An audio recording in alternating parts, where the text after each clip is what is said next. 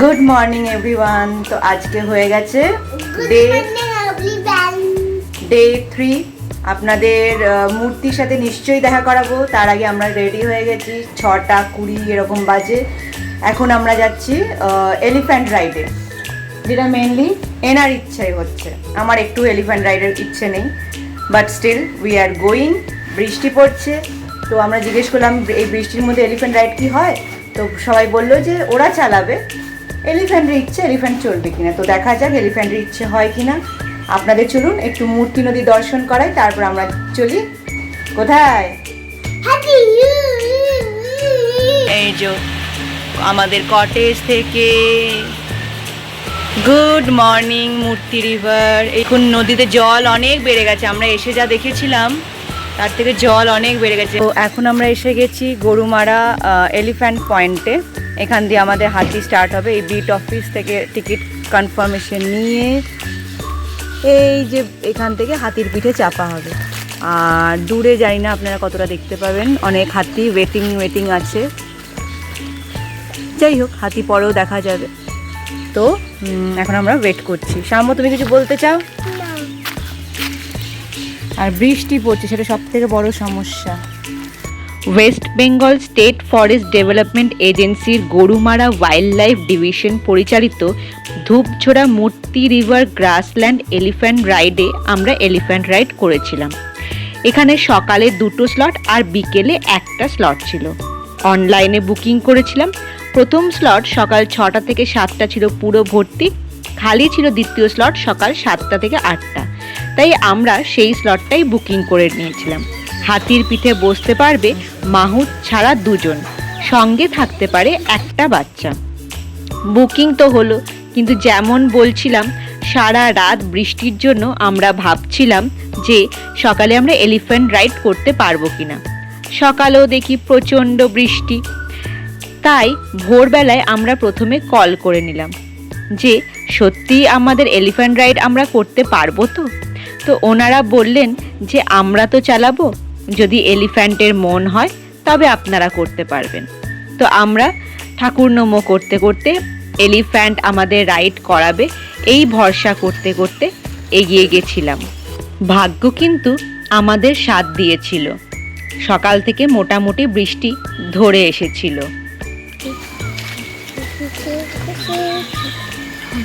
শ্যামু, কেমন লাগছে তোমার? ভালো লাগছে, মজা লাগছে। তোমার কেমন লাগছে? ভালোই লাগছে। আমার ভয় লাগছে।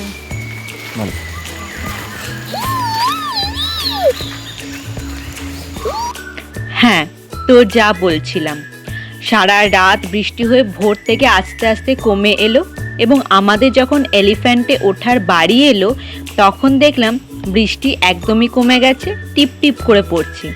আর তাতে আমাদের যা সুবিধা হলো যে কটকটে রোদের মধ্যে আমাদেরকে এলিফ্যান্ট রাইড করতে হলো না। যাই হোক, যে এলিফ্যান্টের উপর আমরা উঠেছিলাম তার নাম ছিল মাধুরী। সে জলদাপাড়া থেকে এখানে এসেছে, কিন্তু তার যে ছানা আছে তারা নাকি জলদাপাড়াতেই থাকে এবং জলদাপাড়াতে যে এলিফ্যান্ট রাইড হয় সেখানে তারা সেই কাজটি করে। আর এলিফ্যান্টে চড়ে আমার সাম্যবাবু তো মহা খুশি, যদিও তাকে পুরো প্যাকিং করা হয়েছিল সেদিন, কারণ বৃষ্টি আর বৃষ্টির সাথে সাথে ঠান্ডা হাওয়া। যাই হোক, এখানে দেখুন এলিফ্যান্ট আমাদের হাফওয়ে রাইড হয়ে গেছে। এবার এলিফ্যান্ট নদীতে এসেছে জল খেতে, মাঝে খাবার খেলো, জল খেলো। এবার আমরা আবার ফিরতি পথে। এলিফ্যান্ট তো মজার সাথে ঘুরছে এবং মাঝে মাঝে জল খাচ্ছে, কিন্তু এই খাড়াই বেয়ে যখন নদীর খাতে নামছে, উপরে বসে আমাদের যে কি অবস্থা হয়েছিল সে কথা আর না বলাই ভালো। আর ফিরতি পথে আমাদের উপরি পাওনা ছিল একটি ময়ূর, পুরো পেখম মিলে দাঁড়িয়েছিল আমাদের ওয়েলকাম করার জন্য। এই দেখুন, আমরা ফিরে চলে এসেছি। আর এখানে এসে আমার ছেলে আর ছেলের বাবা মাধুরীকে একটু আদর করে দিচ্ছে। সত্যিই মাধুরী আমাদের খুব সুন্দর একটা সকাল উপহার দিয়েছিল। আর তার সাথে আমি যেমন বলি, একটা দারুণ এক্সপিরিয়েন্স আমাদের সবার জন্য। সামনেই ছিল একটি মিউজিয়াম, সেটিও দেখে নিলাম। তো এখন এলিফ্যান্ট রাইড করে এসে আমরা চলে এসেছি, ব্রেকফাস্ট করছি, ব্রেকফাস্ট করি বেরিয়ে যাবো। ব্রেকফাস্ট হচ্ছে আমাদের সুন্দর সুন্দর গরম গরম লুচি আর ঘুগনি। শ্যামবাবু লুচি খাচ্ছে, শ্যাম একটু মুসলি খেয়েছে, তারপর এখন শ্যাম কী করছে, লুচি খাচ্ছে। ফাইনালি আমরা বেরিয়ে গেলাম মূর্তি ছেড়ে কালিম্পংয়ের উদ্দেশ্যে। মোটামুটি 2 ঘন্টা লাগবে। এনার ঘুম পেয়েছে, ভোরবেলা উঠে ওনার ঘুম পেয়েছে। এলিফ্যান্ট রাইড শেষ করে আমরা অটোতে করে রিসর্টে ফিরেছিলাম 8:30 নাগাদ।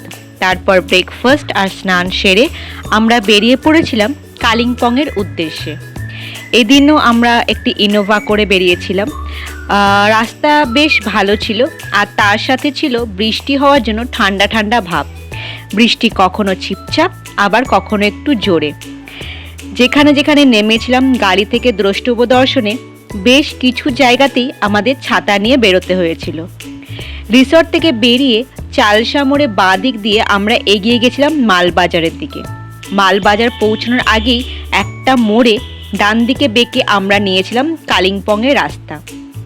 মূর্তি ব্রিজ, নেওড়া ব্রিজ, মাল ব্রিজ ইত্যাদি সব ব্রিজ পার হয়ে গুরুজং ঝোড়া চা বাগান পার হয়ে আমরা পৌঁছে গেছিলাম গরুবাথান। গরুবাথান হলো চেল নদী ধারের একটি পাহাড়ি জায়গা। ডুয়ার্সের সমভূমি থেকে হিমালয় পাহাড়ের সাথে মিশেছে, ঠিক এরকম একটা জায়গায় অবস্থিত এই মনোরম পাহাড়ি জনপদ। এরপর আরও কিছু চা বাগান পেরিয়ে আমরা প্রথম পৌঁছেছিলাম অ্যাম্বিয়ক ভিউ পয়েন্টে। পাহাড় আর সমতলের মিলনস্থলে অবস্থিত এই ভিউ পয়েন্টটির সৌন্দর্য মূলত তার শান্ত পরিবেশ আর দিগন্ত বিস্তৃত ল্যান্ডস্কেপের মধ্যে লুকিয়ে রয়েছে। সঙ্গে ছিল একটি ছোট্ট মন্দির। এই ভিউ পয়েন্ট দেখে, সেই মন্দির ঘুরে আমরা এরপর এগিয়ে গেছিলাম আরও সামনে। আরেকটি ভিউ পয়েন্ট আমরা দেখে নিয়েছিলাম, তার নাম পাপারখেতি ভিউ পয়েন্ট। এই ভিউ পয়েন্টটি পাহাড়ের গায়ে স্তরে স্তরে সাজানো পাইন বন, ফার গাছের বন দেখা গেল। এই ভিউ পয়েন্টটি এমন এক উচ্চতায় অবস্থিত যেখানে প্রায়ই মেঘেরা পাহাড়ের গায়ে ধাক্কা খেয়ে খেলা করে। কখনো হঠাৎ চারিদিক কুয়াশায় ঢেকে যায়, আবার কখন মেঘ সরে গিয়ে পাহাড়ের স্পষ্ট রূপ ভেসে ওঠে। কিন্তু আজকের আবহাওয়া দেখুন, পুরো মেঘে আর কুয়াশায় ভরপুর। যাই হোক, এই করতে করতেই আমরা পৌঁছে গেলাম লাভা মনস্ট্রি বেলা 12টা নাগাদ। আনুষ্ঠানিকভাবে রত্নমিক কোল জ্যাচেন জব্রুপা চয়েলিং নামে পরিচিত লাভা মনস্ট্রি কালিম্পং জেলার এক অত্যন্ত শান্ত ও পবিত্র স্থান।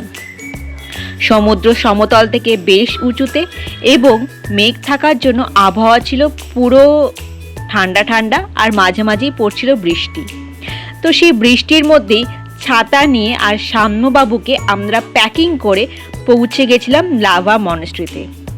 ভীষণ সুন্দর শান্ত পরিবেশ, চারিদিকে সাজানো তিব্বতী স্থাপত্য শৈলী, আর লাল রঙের মূল ভবন, উজ্জ্বল রঙের বুদ্ধের বিশাল মূর্তি এবং দেওয়ালে আঁকা রয়েছে উজ্জ্বল থাঙ্কা চিত্রগুলো বৌদ্ধ সংস্কৃতি ও দর্শনের পরিচয় বহন করে।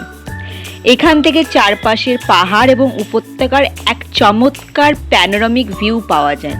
মনস্ট্রির চত্বর থেকে দেখা গেল ঘন কুয়াশা কিভাবে মন্দিরের গম্বুজগুলোকে ছুঁয়ে রয়েছে। ওই দেখুন, আমরা সবাই মোটামুটি ছাতা নিয়ে প্যাকিং হয়ে লাভা মনস্ট্রি ঘুরে বেড়াচ্ছি। আমরা এসে গেছিলাম লাভা মনস্ট্রিতে।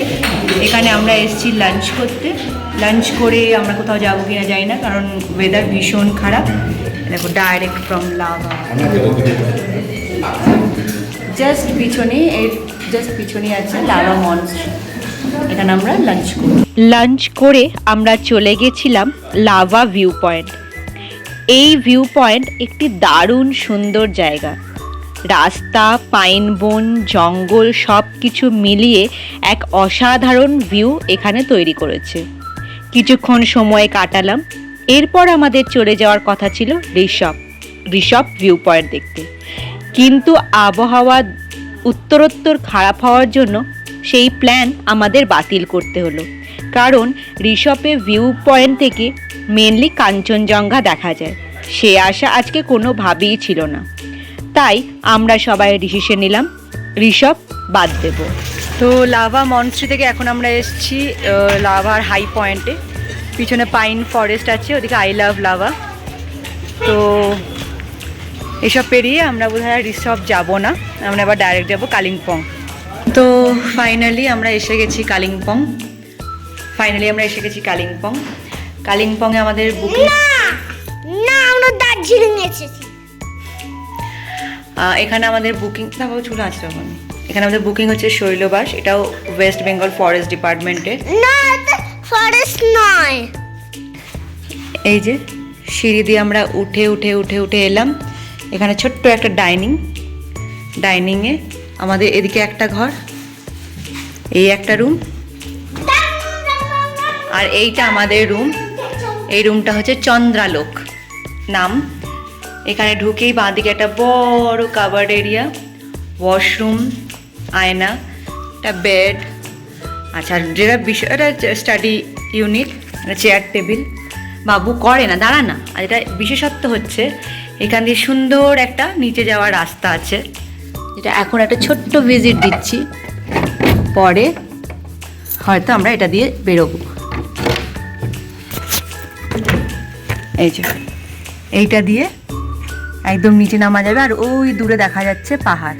আর দুটো রুমকে কানেক্ট করছে, ওইখানে একটা দরজা আছে, ওই দরজাটা দুটো রুমকে কানেক্ট করছে, এটা পরে দেখাবো। আমাদের তৃতীয় দিন এইভাবেই শেষ হয়েছিল, কিন্তু আবার আমরা আরেকবার বেরিয়েছিলাম, যেখানে আমরা খেয়েছিলাম হোয়াইট দার্জিলিং টি। কিন্তু সত্যি বলতে সেটা আমার গরম জলের থেকে বেশি কিছু মনে হয়নি। যাই হোক, এই পর্বটা ভালো লাগলে লাইক করে দেবেন আর সাবস্ক্রাইব করবেন। Bye bye.